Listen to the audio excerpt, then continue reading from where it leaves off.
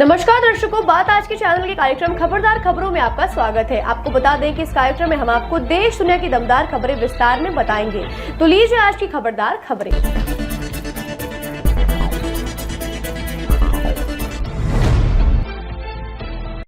बिहार विधानसभा में नेता प्रतिपक्ष तेजस्वी यादव ने समस्तीपुर से अपने कार्यकर्ता संवाद यात्रा शुरू की। उन्होंने बताया कि इस यात्रा का मकसद कार्यकर्ताओं से सीधा संवाद करके पार्टी को मजबूत करना है।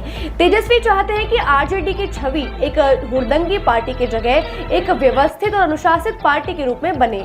इसलिए इस यात्रा के लिए कार्यकर्ताओं को खास निर्देश दिए गए हैं, जैसे हरे गमछे की जगह हरी टोपी और पार्टी का बेस पहनना है। पहले दिन समस्तीपुर में तेजस्वी ने पार्टी नेताओं और कार्यकर्ताओं से मुलाकात की। कार्यकर्ताओं में जोश भरते हुए तेजस्वी ने कहा कि हमें नई सोच का नया बिहार बनाना है। इस यात्रा की एक बड़ी वजह प्रशांत किशोर को भी माना जा रहा है।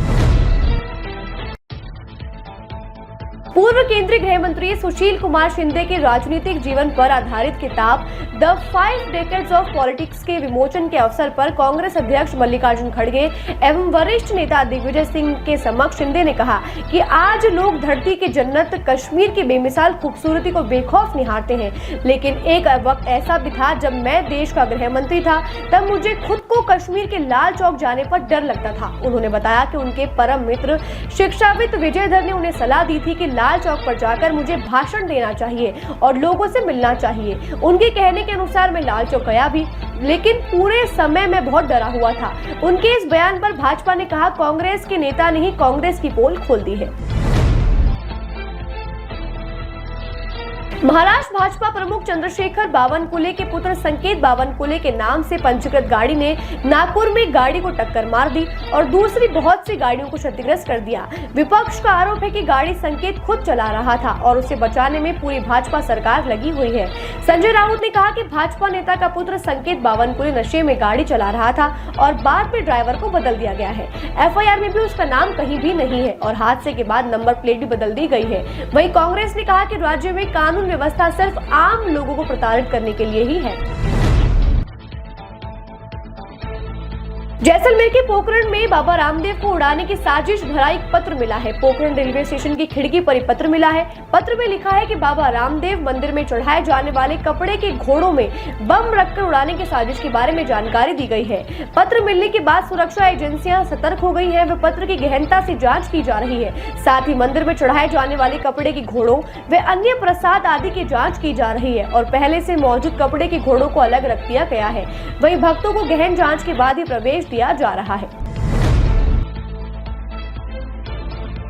राहुल गांधी के अमेरिका में दिए विवादित बयानों से भारत में उनके खिलाफ नाराजगी जाहिर की जा रही है। इस बीच राहुल ने कल अमेरिका में भारतीय राजनीति से लेकर अंतर्राष्ट्रीय संबंधों जैसे विषयों पर सवालों को जवाब देते हुए कहा कि भारत पाक के मध्य वर्तमान हालातों पर कहा कि पाकिस्तान भारत में आतंकवाद को बढ़ावा देता है, जिससे दोनों देशों के मध्य गतिरोध बना हुआ है और हम इसे स्वीकार नहीं करेंगे और भारत आतंकवाद के खिलाफ जीरो टॉलरेंस नीति पर ही कायम रहकर आतंकवाद को मुंह तोड़ जवाब देगा। प्रधानमंत्री नरेंद्र मोदी आज ग्रेटर नोएडा स्थित एक्सपो मार्ट में सेमिकॉन इंडिया कार्यक्रम का शुभारंभ किया। इस कार्यक्रम में दुनिया भर की 26 सेमीकंडक्टर कंपनियां शामिल हुई। कार्यक्रम में उत्तर प्रदेश के मुख्यमंत्री योगी आदित्यनाथ भी शामिल रहे। प्रधानमंत्री मोदी हेलीकॉप्टर से एक्सपो सेंटर पहुंचे। मोदी ने यहां अपने संबोधन में बताया कि उनका यह शुरू से विजन रहा है कि भारत को सेमीकंडक्टर के सेक्टर में ग्लोबल लीडर बनाया जा सके और इसी कड़ी में वह इस समारोह में शामिल हुए हैं। उनके इस विजन के अनुसार सेमिकॉन इंडिया 2024 का आयोजन 11 से लेकर 13 सितंबर तक चलेगा। इस आयोजन की थीम सेमीकंडक्टर को आकार देने की तर्ज पर बताया जा रहा है। यहां करीब 2 घंटे रहने के बाद मोदी वापस हेलीकॉप्टर में रवाना हो गए हैं। मणिपुर में 2 समुदाय में हुई हिंसा रुकने का नाम नहीं ले रही है। राज्य सरकार ने कानून व्यवस्था के मद्देनजर 5 दिनों के लिए पूरे राज्य में इंटरनेट बंद कर दिया है। इसी के साथ राज्य सरकार ने सभी स्कूल कॉलेज गुरुवार तक बंद रखने के आदेश जारी किए हैं। वहीं केंद्र के सीआरपीएफ को 2 बटालियनों ने 2000 जवान तैनात कर सुरक्षा के चाक चौबंद प्रबंध किए हैं। एक बटालियन को चुराचांदपुर, वहीं दूसरी को इम्फाल में तैनात किया गया है। फिलहाल कल रात से कोई अप्रिय घटना सामने नहीं आई है। हिमाचल प्रदेश की राजधानी शिमला के संजौली इलाके में मस्जिद के कथित अवैध निर्माण को लेकर विवाद कम होने का नाम नहीं ले रहा है। इस मुद्दे पर आज हिंदू संगठनों ने विरोध प्रदर्शन करते हुए पुलिस की बैरिकेड तोड़ दी। वहीं हिंदू संगठन के लोग सड़क पर बैठकर हनुमान चालीसा का पाठ कर रहे हैं।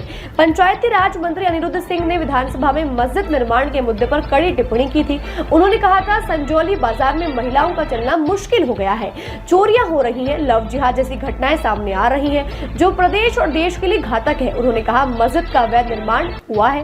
पहले एक मंजिल बनाई गई, फिर बिना परमिशन के 5 मंजिल इमारत बना दी गई। इसके बाद से ही यह घटना हिंदू संगठनों ने विरोध प्रदर्शन जारी कर रखा है।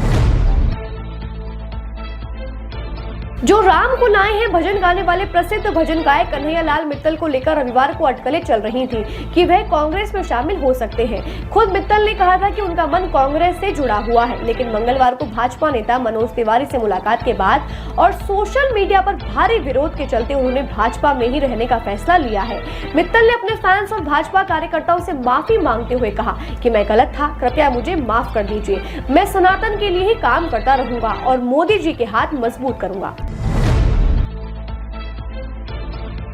अमेरिकी राष्ट्रपति चुनाव से पहले आज डेमोक्रेटिक उम्मीदवार कमला हैरिस और रिपब्लिकन डोनाल्ड ट्रंप ने पहली प्रेसिडेंशियल डिबेट में एक दूसरे पर आरोप लगाए। डोनाल्ड ट्रंप ने कमला हैरिस पर हमला करते हुए कहा कि अमेरिका में प्रवासी कब्जा करते जा रहे हैं। वहीं कमला ने ट्रंप को घेरते हुए कहा कि अगर ट्रंप राष्ट्रपति बने तो पूरे अमेरिका में गर्भपात को बैन कर देंगे। ट्रंप ने कमला के इस दावे को झूठ बताया और कहा कि ये लोग गजब के रेडिकल हैं जो 9वें महीने में गर्भपात का समर्थन करते हैं। खबरदार खबरों में आज के लिए बस इतना ही। कल फिर नई खबरों के साथ हम होंगे आपसे रूबरू। नमस्कार।